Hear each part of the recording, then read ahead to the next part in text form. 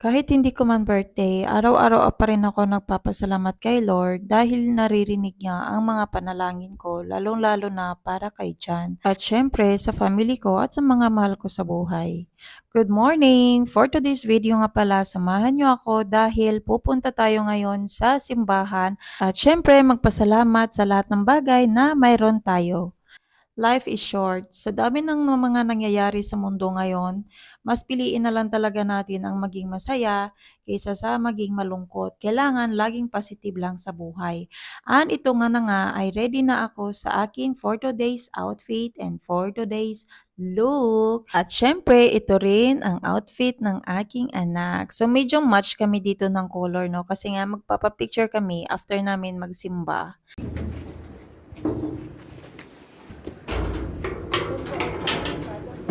Okay.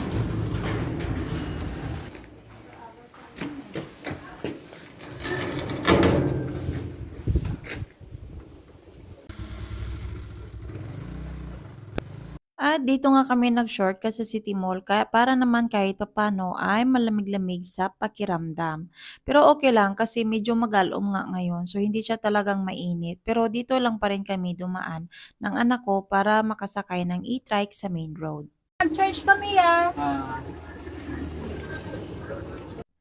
At ito nga pala ang Cathedral Church dito sa Balabag Plaza, Boracay Island.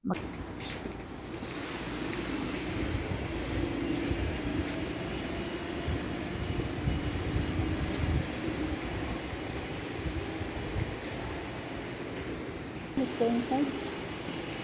Okay? Pasok kami sa loob.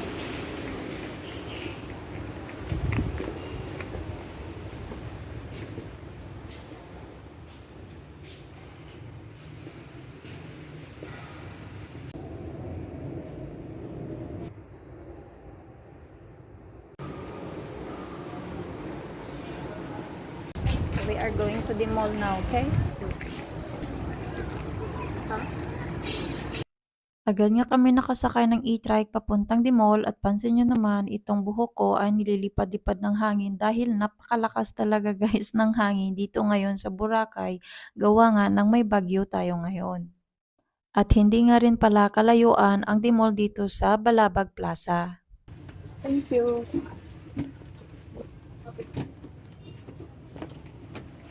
Yeah. Let's go. Thank you. Huh? That's what they said. Yeah, it's with ice cream. You can only take photos. At nandito na nga kami sa Pink Moon kung saan ay dito kami magpipicture ng anak ko. Actually, Photoshop siya pero meron din silang ice cream. Pero yung ice cream nila ay promo, ganon. Pero hindi ko kasi after ang ice cream. So gusto ko lang magpa-picture. Yung pa-picture naman nila is 250. Bale, 8 shot. Pero sa 8 shot na yan ay pipili ka lang ng apat na picture na pinaka gusto mo. Pwede ka rin makakuha ng copy once na ma-enter mo ang code sa picture mo kasi sa picture na ibibigay nila sa'yo, mayroong QR code at pwede doon i-scan ang QR code and then mada-download na siya sa phone mo. Nagtanong-tanong na nga ako dito kung ano ang meron sila, kung ano ang available dahil nagtanong ako kung meron silang number na 35 which is 3 and 5 kasi yun lang naman talaga ang kailangan ko kaso wala nga daw sila so kailangan ko pang lumabas at bumili ng number na 3 and 5 para lang masama ko sa picture ko ang 35 na number. Yung 35 kasi is ang edad ko ngayon. Yes, I just turned 35 today. At dito nga rin pala sa second floor ang kanilang photo booth. Sa baba naman doon ka kakain ng ice cream kung gusto mo rin bumili ng ice cream. Pero dito sa taas ang kanilang photo booth. At syempre pumunta ako ng shop para bumili ng 3 and 5 numbers. Take a look for the headband. Okay.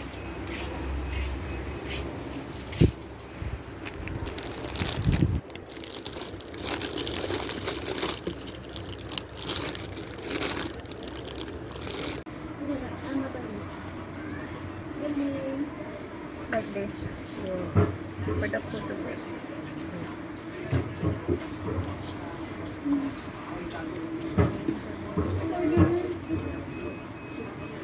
Na lang, oh, pila tanan.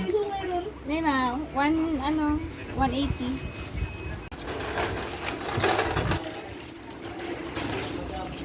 I'll just get load there in the front. Dito kami ngayon sa workplace ng friend ko. I step here para makiconnect sa wifi niya and to blow the balloon. Kaso naghihintay lang kami makaalis kasi guys, naulan. Ayan, umuulan. Tapos, wala kaming dalang payong. Dahil kay Bagyong Enteng. O, dito muna kami while waiting na mag-stop ang rain. At andito na kami nakabalik sa Putubut. So ito nga pala ang sinasabi ko sa inyo na mayroon pala silang design. Pwede ka lang pumili dito kung aling design ang gusto mo. Pwede mong gamitin. Pero hindi kasi sila nagsabi na mayroon pala silang design. Akala ko naman baka kapag ginamit ito ay may rent. Yun pala ay pwede palang gamitin. At syempre, meron din silang mirror. Ayan. Dito naman sa kabila, meron silang mga headband. Meron din sila yung parang card na yung mga I love you. At meron ding hat. So, pwede mo yan gamitin. Pero kami, hindi nga namin alam kasi hindi naman pinaalam sa amin ng staff. So, nandito na nga kami sa second floor ulit ng photo booth. So, ayan, dito naman nakikita ang main road. Ayan, matatanaw mo ang mga e-trike, yung mga nadadaan ng mga tao dyan. Sa 250 pesos na babayaran mo, mayroong 8 shots at pipili ka ng apat na gusto mo. Actually, yung 8 shots na nakuha namin ng anak ko, gustong gusto ko pareho pero walang choice kasi apat lang talaga ang pwedeng piliin. Tapos, ipiprint na ng machine. At ito na nga pala ang pictures namin ng anak ko and we are done. We are now ready to go. Nothing special naman sa birthday ko ngayon. Ito lang talaga ang gusto ko, ang mag-picture ng 35 na number.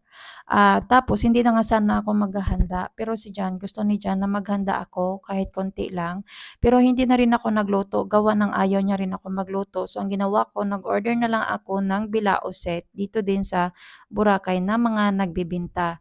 Dahil nga daw birthday ko, dapat wag daw muna ako magluto at wag daw ako mapagod. Kahit naman hindi ko birthday, ganyan si John. Lagi niya ako inaalala na mapagod, na ginagawa ko na daw lahat.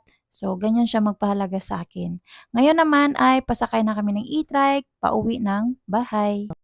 Ito nga rin pala ang na-download sa aking cellphone na mga copy galing doon sa Photobooth dahil may QR code ang picture, iniscan ko lang at ito ang nakopy. Unfortunately, hindi ko nakuha ang copy namin ng anak ko na may video pa sana na ganito. Ang nakuha ko lang is yung video namin ng anak ko pero yung picture ay hindi talaga. Gusto ko nga sana kunin yung picture. Ito naman ang video namin ng anak ko pero hindi ko talaga nakuha ang picture na copy dahil gawa ng nag-expired na daw. So wala akong copy na pictures namin ng anak ko. Pauwi naman ng bahay, nagtigil muna kami sa City Mall at bumili ng mga soft drinks dahil naalala ko wala pa pala akong soft drinks at pagkain pa lang pala ang na-order ko.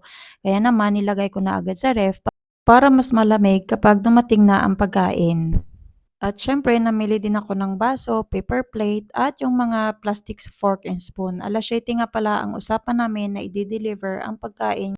Gawa ng dinner nilagay ang aking handaan. Late ka dumating ang pagkain dahil ang 7 o'clock naging 7:30 hanggang sa naging 8:30. Mabuti na lang sanay itong mga kaibigan namin na Pilipino is always late. I I've been already living here for prayed. like more than Thank 2 you years for now. everything. Oh, I think I've seen you like a little bit as I'm passing by. Pwede kasi. Never met. Oo, gang. Yeah. Dira ka na lang, gang. Pwede Very ka English. naman saka pa na. Yeah. Whereabouts? Finland or is like So we forgot about the singing New happy London. birthday. Yeah. It's too late. Wave it so long, sing happy birthday, get my house. How was your birthday? Good to see You look nice again. today. Thank you. She's beautiful, My right? friend. Beautiful. Chris. Do you first. Yeah, You were like blow candles. it. Blow it. No, come on. Where's the candle? You're not that old yet, come on. No. Only one? Only It's one. not 37? I'm not gonna put 37 on it. Oh, no, 30. Why not? You're 1 year old. Sabi ko nga, kakain na lang kami, hindi na lang kakanta ng happy birthday. Pero itong mga kaibigan namin ay talagang napakakulit at napakasaya nilang kasama. Ayan, kinakantahan nila ako ng happy birthday tapos ako naman nahihiya. Oh my gosh, sabi ko kakain lang kami kasi hindi kami nag-breakfast. Hindi rin kami nag-lunch kasi nga naglalaan kami ng space para sa stomach namin.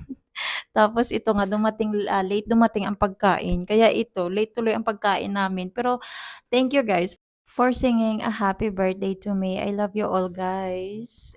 So sila nga lang din ang inimbita ko, mga kapitbahay ko sila. Meron pang iba na hindi dumating kasi nga gawa ng naulan pero okay lang. Sobrang nag-enjoy ako today. Simple lang pero masaya. At syempre, salamat din sa mag-ama ko dahil sila ang palaging nauuna na bumati sa akin taon-taon talaga. At syempre kay Papa, salamat din pa, salamat sa lahat-lahat at salamat din sa greetings.